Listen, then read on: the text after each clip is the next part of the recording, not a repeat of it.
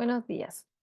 Hoy día vamos a ver una aproximación a la investigación educativa, introducir lo que son los enfoques de investigación y también configurar una idea sobre lo que es la investigación. La investigación en forma general es muy diversa, es muy amplia, pero nosotros vamos a entrar en lo que es la investigación en contexto educativo.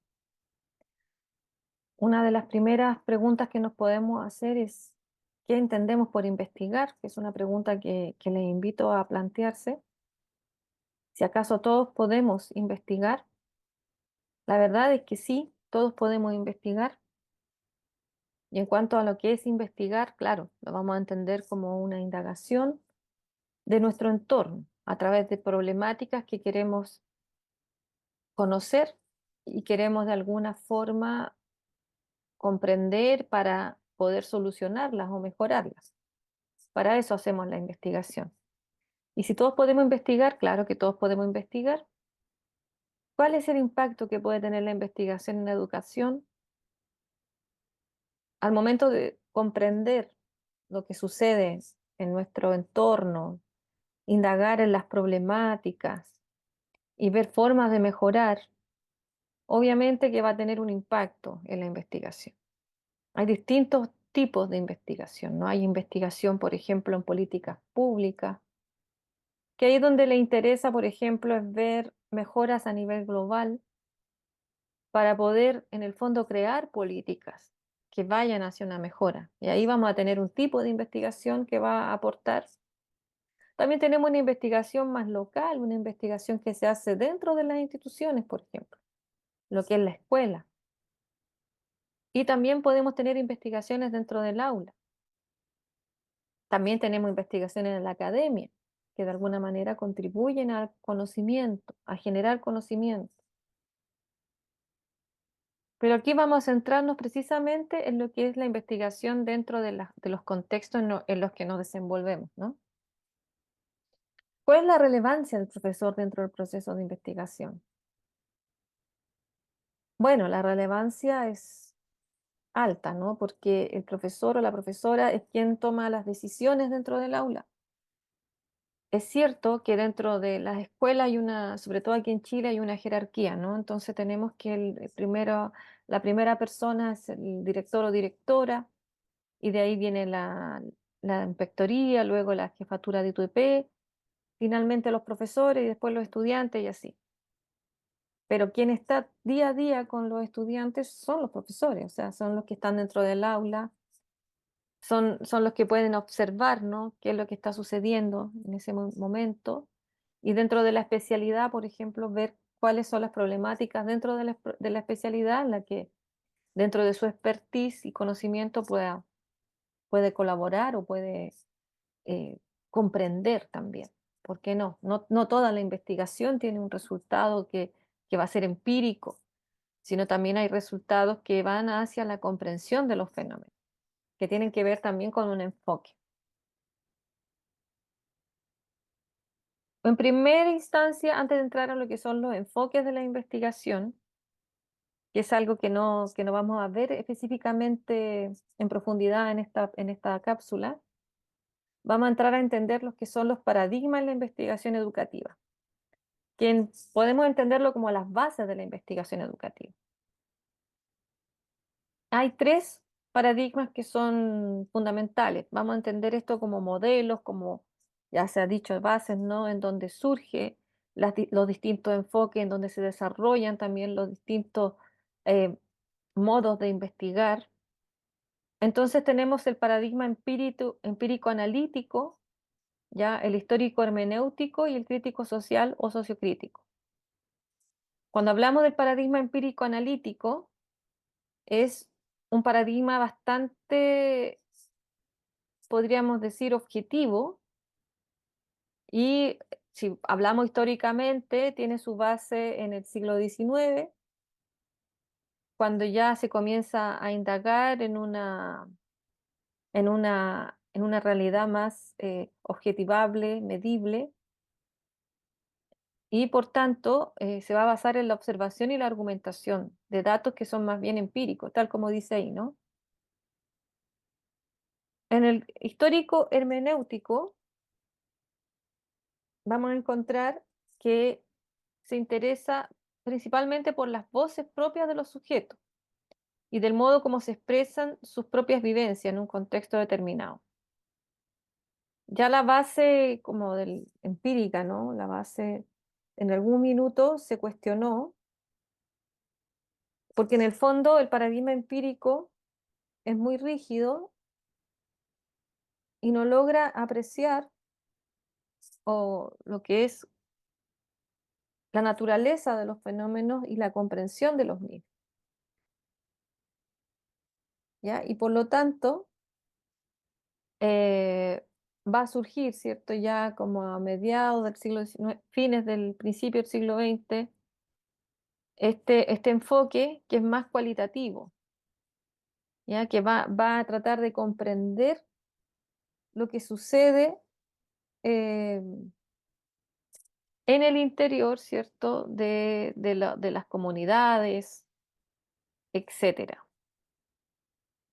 Y tenemos también el enfoque crítico social o sociocrítico, el cual va a tener un marcado carácter autorreflexivo y considera que el conocimiento se construye siempre por intereses que parten de las necesidades de los grupos.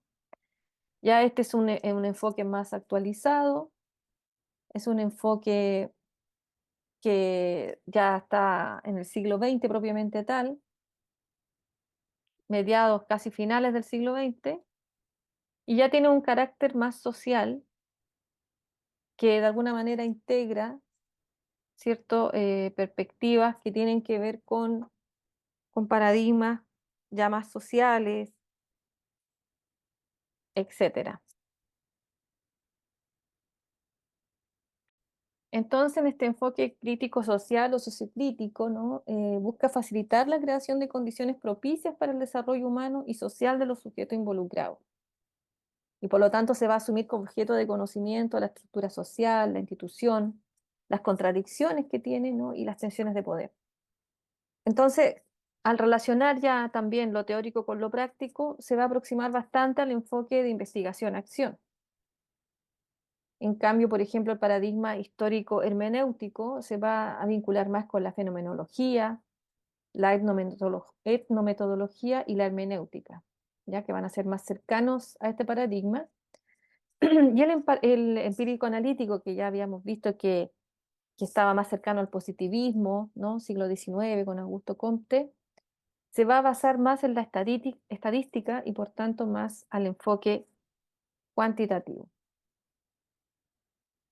Vamos a proseguir. Bueno, aquí ya estaba más explicado, ¿no? Y nos vamos a detener especialmente en el histórico hermenéutico, porque es más cercano al trabajo que vamos a realizar este semestre en relación al enfoque cualitativo. En el fondo vamos a buscar reconocer la realidad, comprenderla, buscar sentido. Tiene una relevancia lo que es lo subjetivo y, como ya habíamos dicho, estos enfoques que son la fenomenología, la etnometodología y la hermenéutica van a ser cercanos a este paradigma.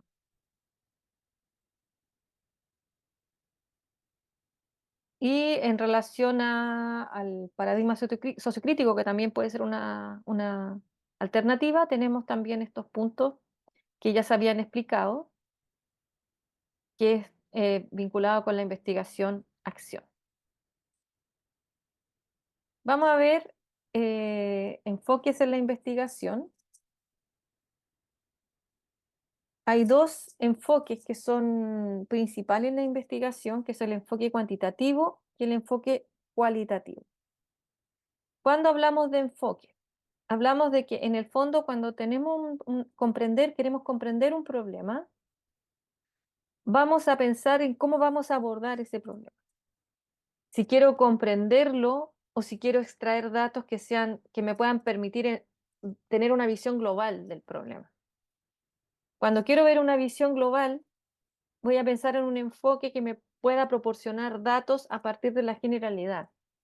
Pero cuando quiera comprenderlo, ya como interiorizarme, voy a buscar un enfoque que me pueda permitir analizar y profundizar los datos, que tiene que ver con el enfoque cualitativo. Pero es importante decir que ambos enfoques, es decir, cómo voy a situar mi problema y cómo lo voy a desarrollar, tienen 5 estrategias similares y relacionadas entre sí. Ambos van a llevar a cabo la observación y la evaluación de fenómenos. Van a establecer suposiciones e ideas como consecuencia de la observación y evaluación realizada. Van a demostrar el grado en que las suposiciones e ideas tienen fundamento, porque, por ejemplo, yo puedo decir, mira, esta gente es así, o los niños TEAs, por ejemplo, no quieren atender a la clase y lo digo. No, pues tengo que investigar y tengo que comprobar si efectivamente eso es así. Entonces ahí va a depender en qué enfoque yo voy a situar esa problemática, ¿no?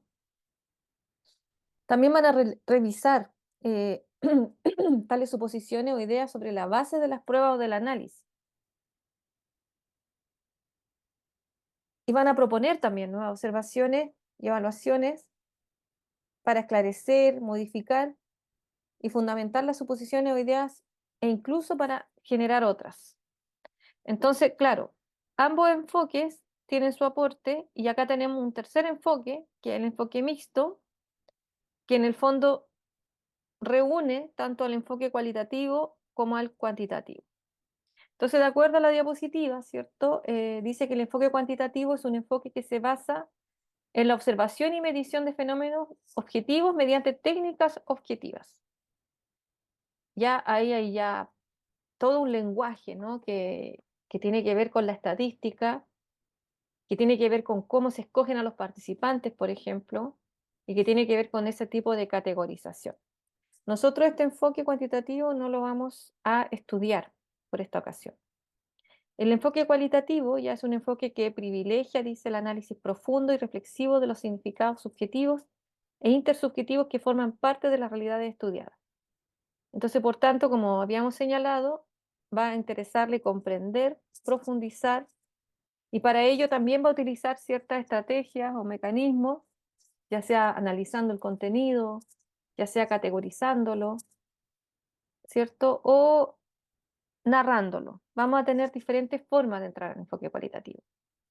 Y ahora último, se han llevado muchas investigaciones a cabo con el enfoque mixto, que es una metodología de investigación que consiste en recopilar, analizar e integrar tanto investigación cuantitativa como cualitativa. Entonces, en el enfoque mixto vamos a tener distintos, no tanto, sí, como distintos enfoques, la verdad, son cerca de 3. Hay 2 que son más conocidos, que sería el exploratorio secuencial y el explicativo secuencial. Y la diferencia que hay entre ambos, ¿cierto? Es más que nada que en el enfoque exploratorio vamos a entrar con los datos cualitativos primero y luego vamos a generalizarlo a través de datos cuantitativos.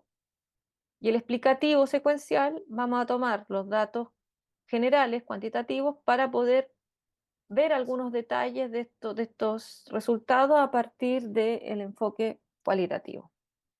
Este enfoque mixto tampoco lo vamos a profundizar porque es un enfoque que toma muchísimo tiempo. También existe el enfoque mixto concurrente también, en donde tanto la secuencia, ¿no? El enfoque cualitativo y cuantitativo se hacen al mismo tiempo, se recopilan los 2 tipos de datos. Pero como dije, no vamos a entrar en esta profundización en esta ocasión, porque lo que más nos interesa es el enfoque cuantitativo. Vamos a ver que en la investigación, ya para entrar en lo que es la investigación educativa, vamos a tener 6 pasos fundamentales. Estos pasos son de acuerdo a Creswell, John Creswell, en su metodología de la investigación educativa, ¿ya? Que es un texto bastante reconocido, que ya va por su, si no me equivoco, sexta edición del año 2019, y nos indica 6 pasos para poder investigar, ¿no? Que es, tenemos, por ejemplo, primero lo que vamos a hacer es que vamos a relatarnos los pasos y vamos a poner un ejemplo. Ya vamos a poner un ejemplo y luego vamos a volver a esta diapositiva. Tenemos que el primer paso es identificar un problema de investigación. Lo primero que tenemos que hacer es ver qué es lo que queremos indagar, qué es lo que pensamos que es interesante de analizar, qué aspecto nos llama la atención y que creemos que podemos entrar ahí, ¿no? Por ejemplo, dentro de un aula, que hay tanto desorden, por ejemplo, o por qué los estudiantes se llevan tan mal, podríamos ver qué es lo que sucede ahí, ¿no?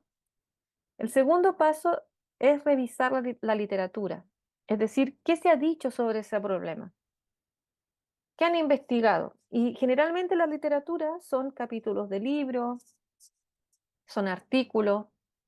En revisar la literatura generalmente se habla de las fuentes, ¿no? De las fuentes primarias y de las fuentes secundarias.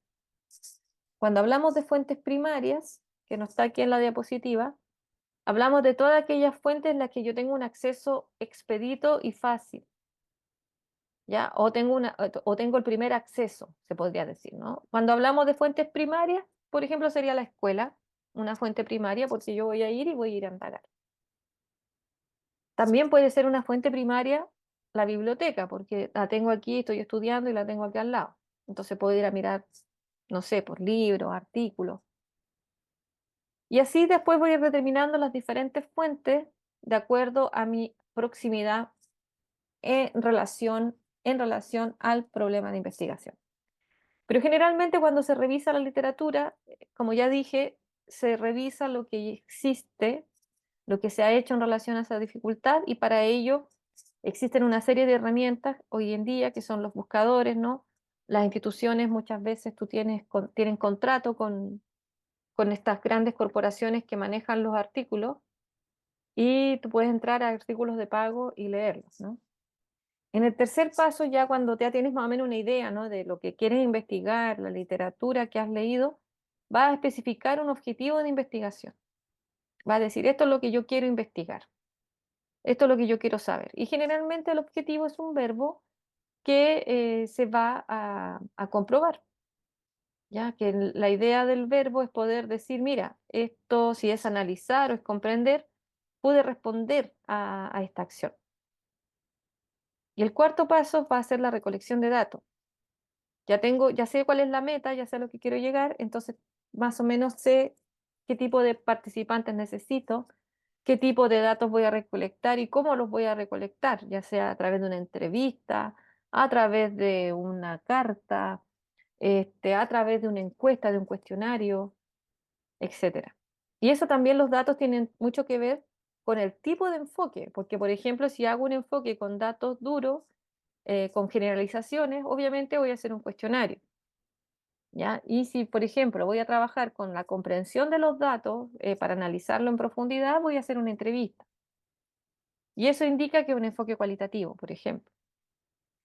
En el quinto paso, voy a analizar e interpretar los datos. O sea, voy a tomar los datos que tengo, la entrevista, por ejemplo, y voy a hacer un análisis de contenido, por ejemplo. ¿Qué me voy a fijar? No sé, pues me voy a fijar en las metáforas, me voy a fijar en lo enunciado, dependiendo también de dónde me estoy situando metodológicamente. Ya supongamos que si estoy haciendo una investigación cuantitativa, quiero ver los factores, entonces ya lo voy a poner en un software, voy a analizar los datos estadísticamente a través de un análisis factorial, por ejemplo, o un análisis descriptivo. Y en el sexto paso vamos a reportar y evaluar la investigación. Entonces, cuando ya hacemos los informes y decimos, bueno, estos son los resultados y estas son las conclusiones, y se los devuelvo a la comunidad para que en el fondo ellos puedan tomar decisiones. Entendamos mejor cómo son estos pasos ya en un caso específico. Dice, veamos a María, una maestra con 10 años de experiencia que enseña inglés en una escuela secundaria metropolitana de tamaño mediano. Últimamente, un número de incidentes en el distrito escolar han involucrado estudiantes que poseen armas. Una maestra encontró a un niño de sexto grado escondiendo un cuchillo en su casillero.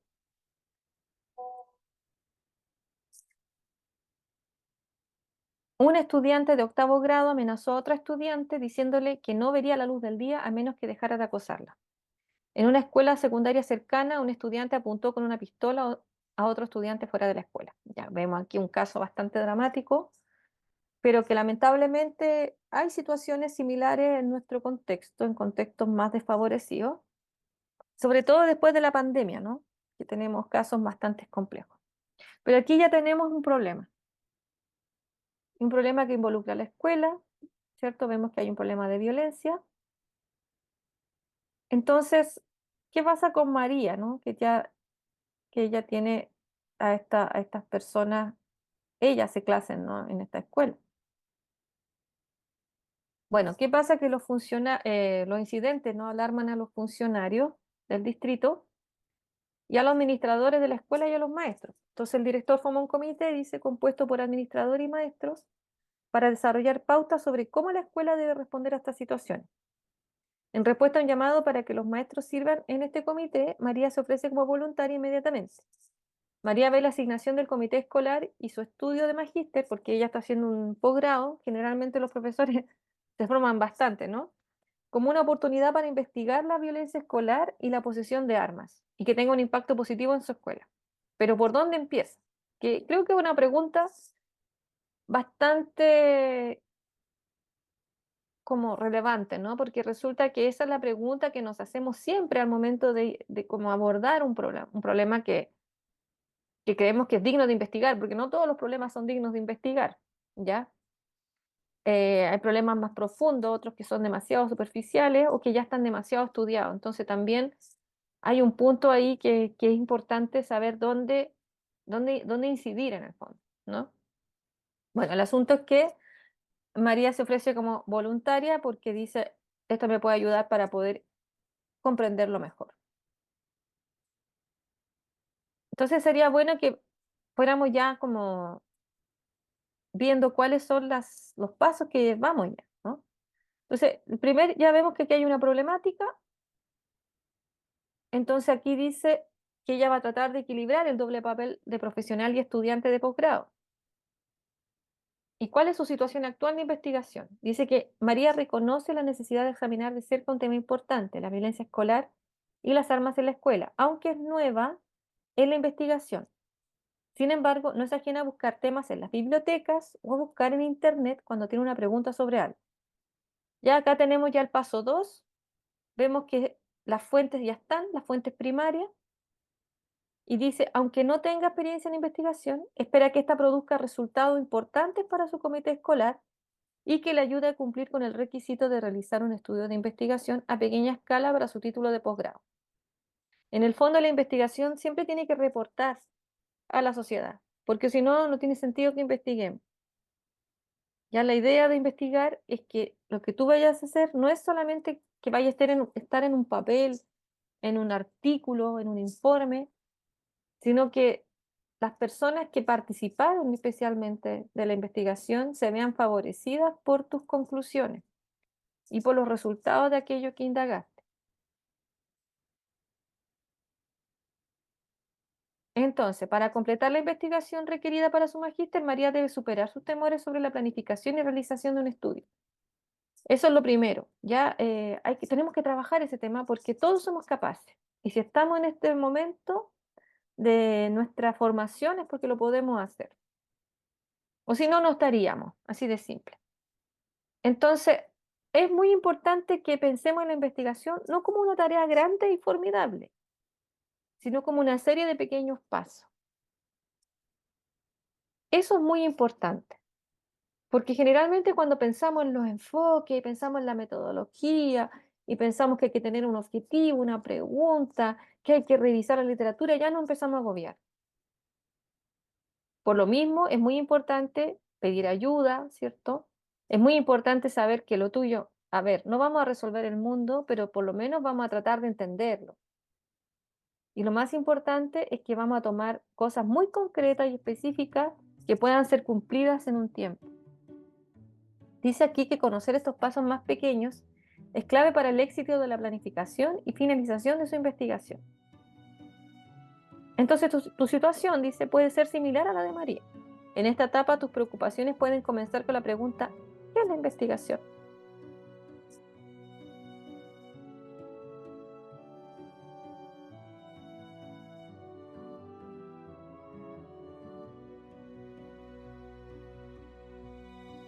Bueno, entonces hemos vuelto, ¿cierto?, a los pasos y la invitación ahora es concentrarnos en el paso 1 y 2. ¿Ya? Vamos a pensar en qué aspectos o qué cosas, qué acciones, no sé, situaciones nos han llamado la atención en nuestra escuela, en nuestra práctica, y que podemos indagarla en el corto plazo. Puede ser eso o puede ser un tema en particular que nos llame la atención, que nos está quitando el sueño, y tú dices, mira, podría verlo así. La ideal sería que el problema tuviese relación con alguna de las líneas temáticas del curso, ya que tuviese relación con lo que son las literacidades de la y los estudiantes, que tuviese relación con las estrategias didácticas que se emplean dentro del aula y que tengan vinculación con el uso digital o con las alfabetizaciones múltiples, que tenga que ver con la producción de la y los estudiantes, por ejemplo, las literaturas transmedia o las narrativas transmedia, etcétera. Entonces, este punto ya lo podríamos, se podría decir, conversar. Y ahí luego, cuando ya hemos más o menos determinado qué es lo que nos interesa, ya podemos comenzar a ver qué es lo que se ha hecho al respecto, qué es lo que se ha dicho, cómo vamos a entrar en eso, etcétera. Para luego ya comenzar a poner un objetivo en nuestra investigación. Pero eso lo vamos a ir viendo paso a paso, y por tanto la idea de esta cápsula es ya más o menos introducir este tema, y por supuesto ustedes pueden por su cuenta ir buscando mayor información al respecto. Eso sería por ahora, así que esta cápsula queda hasta aquí, y bueno, nos veremos en otra ocasión.